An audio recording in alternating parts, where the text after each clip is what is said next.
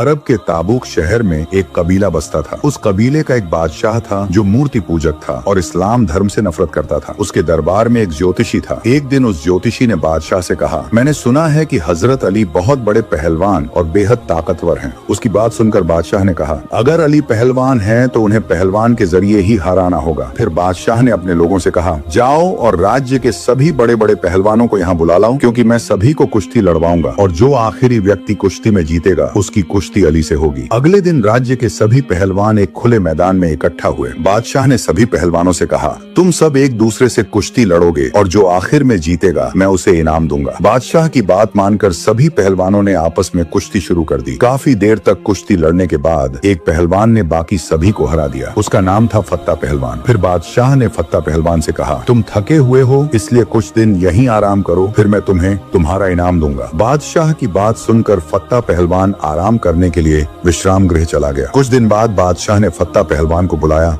और कहा, अब मेरी बात ध्यान से सुनो, मैं तुम पर बहुत पैसा खर्च कर रहा हूँ। इतने सारे पहलवानों को बुलाया, इसका मकसद क्या था, क्या तुम जानते हो? फत्ता पहलवान ने कहा, जी नहीं, मैं इसके मकसद के बारे में नहीं जानता। बादशाह ने कहा, मैं अपने लिए कोई पहलवान नहीं रखना चाहता, बल्कि मैं एक इंसान से बहुत नफरत करता हूँ, लेकिन उसकी कुश्ती बहुत मशहूर है और उसका नाम है हजरत अली। इसलिए तुम मुझसे लड़कर उसे मार डालो और उसका सिर मेरे पास लेकर आओ। अगर तुम ऐसा कर सकोगे तो मैं अपनी बेटी की शादी तुमसे कर दूंगा और अपने राज्य का आधा हिस्सा तुम्हें दे दूंगा, क्योंकि तब मुझे गर्व होगा कि तुम मेरे दामाद हो जिसने अली को हरा दिया। इसके बाद फत्ता पहलवान 4-5 पहलवानों को साथ लेकर मदीना की तरफ रवाना हो गया। कई दिनों की यात्रा के बाद जब वे मदीना की सीमा पर पहुंचे तब शाम हो चुकी थी, इसलिए रात जीवन यापन के लिए वे वहां अपने तंबू लगाकर आराम करने लगे। फिर अगले दिन सुबह फज्र के वक्त जब फत्ता पहलवान और उसके साथी तंबू से बाहर निकले तो उन्होंने देखा कि एक युवक सड़क के रास्ते कहीं जा रहा था। उसके हाथ में एक बेलचा और फावड़ा था। उसे देखकर फत्ता पहलवान के साथियों में से एक ने कहा, देखो एक आदमी आ रहा है, चलो उससे अली के बारे में पूछते हैं और यह पता करते हैं कि वह कहाँ मिलेंगे। फिर उन्होंने उस व्यक्ति से कहा, ऐ युवक इधर आओ। उनकी बात सुनकर युवक ने कहा, काम आपका है तो आपको ही इधर आना चाहिए। फिर फत्ता पहलवान और उसके साथी उसके पास पहुंचे और बोले, ऐ युवक, हम इस शहर में नए हैं, हम एक व्यक्ति को ढूंढ रहे हैं और उसके बारे में कुछ जानना चाहते हैं। तब उस युवक ने कहा, क्या जानना चाहते हो, मुझसे पूछो। फिर एक पहलवान ने पूछा, हम जिससे मिलना चाहते हैं उसका नाम है अली इब्न अबू तालिब। तब उस व्यक्ति ने पूछा, क्या तुम पहले कभी उनसे मिले हो? उन्होंने कहा, नहीं। फिर उसने पूछा, क्या तुमने कभी उन्हें देखा है? उन्होंने कहा, नहीं। फिर उसने पूछा, क्या कभी उनका स्वर सुना है? उन्होंने कहा, नहीं। फिर उसने कहा, अली से तुम्हें क्या काम है? फत्ता पहलवान ने कहा, हम उनसे कुश्ती लड़ना चाहते हैं। तब उस युवक ने कहा, तुम क्यों उनसे कुश्ती लड़ोगे? फत्ता पहलवान ने कहा, हमने इस काम के लिए पैसे लिए हैं, अगर मैं उनसे लड़ूंगा तो मुझे बहुत बड़ा इनाम मिलेगा और एक लड़की भी मिलेगी जिसे मैं पसंद करता हूँ। तब उस व्यक्ति ने कहा, ठीक है, पहले तुम मुझसे कुश्ती लड़ो, अगर जीत गए तो अली से लड़ सकते हो, क्योंकि इस समय अली कहाँ है यह सिर्फ मैं ही जानता हूँ। असल में वह व्यक्ति खुद अमीरुल मोमिनीन इमाम अली इब्न अबू तालिब थे। उसकी बात सुनकर फत्ता पहलवान ने कहा, ठीक है, लेकिन तुम किस हथियार से लड़ोगे? इस पर हजरत अली ने कहा, जो तुम्हारी इच्छा हो। फत्ता पहलवान ने कहा, ठीक है, लेकिन तुम्हारे पास तो तलवार नहीं है। हजरत अली ने कहा, तुम्हारे पास तलवार है और मेरे पास बेलचा, तो तुम तलवार से लड़ो और मैं बेलचे से लड़ूंगा। मेरी तरफ से यही बेलचा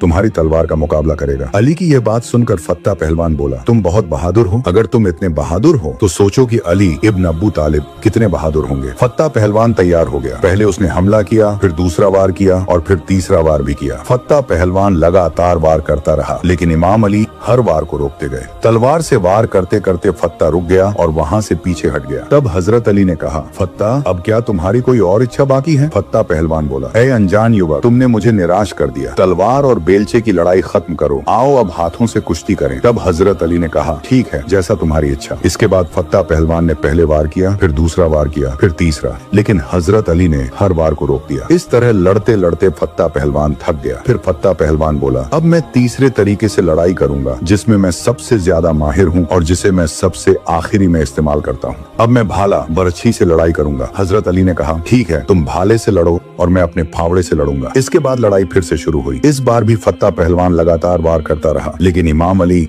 हर वार को रोकते रहे, क्योंकि हजरत अली लड़ाई के दौरान व्यक्ति के चेहरे से ज्यादा उसके दिल को देखते थे। हजरत अली ने महसूस किया कि इस व्यक्ति का हथियार चल रहा है लेकिन उसका दिल साफ है। कुछ देर लड़ने के बाद फत्ता पहलवान बोला, मैं थक गया हूँ, तुमने तो एक बार भी मुझ पर वार नहीं किया, अब तुम वार करो। इमाम अली ने अपने पास मौजूद फावड़ा फत्ता की ओर बढ़ाया और इशारा किया। जैसे जैसे अली अपना फावड़ा ऊपर उठाते, फत्ता भी उसके साथ ऊपर उठने लगा। ये दृश्य देखकर फत्ता पहलवान घबरा गया और उसके बाकी साथी भी चिंता में पड़ गए। बाकी पहलवान भी यह देखकर डर गए कि अगर इस व्यक्ति में इतनी शक्ति है तो हजरत अली में कितनी शक्ति होगी। फत्ता बोला, ए अनजान युवक, मैं हार चुका हूँ, मैं अपनी हार स्वीकार करता हूँ। तुम जीत गए, तुम विजेता हो, लेकिन अब मुझे नीचे उतार दो। फिर इमाम अली ने उसे नीचे उतार दिया और अपना बेलचा व फावड़ा एक तरफ रख दिया। फिर हजरत अली बोले, अब बताओ फत्ता, क्या कहना चाहते हो? फत्ता पहलवान बोला, ए अनजान युवक, जिस मकसद से मैं आया था वह तो पूरा होने वाला नहीं है। अब तुम मुझे बताओ, तुम कौन हो? मौला अली ने कहा, जिस अली को तुम खोज रहे थे मैं वही अली हूँ। फत्ता पहलवान ने यह सुना तो वह डर से कांपने लगा और रोने लगा। इमाम अली ने पूछा, ऐ फत्ता, तुम क्यों रो रहे हो? फत्ता बोला, हे मौला, मैं बड़ी उम्मीद लेकर आया था कि मुझे बहुत बड़ा इनाम मिलेगा और मैं उस स्त्री को पालूंगा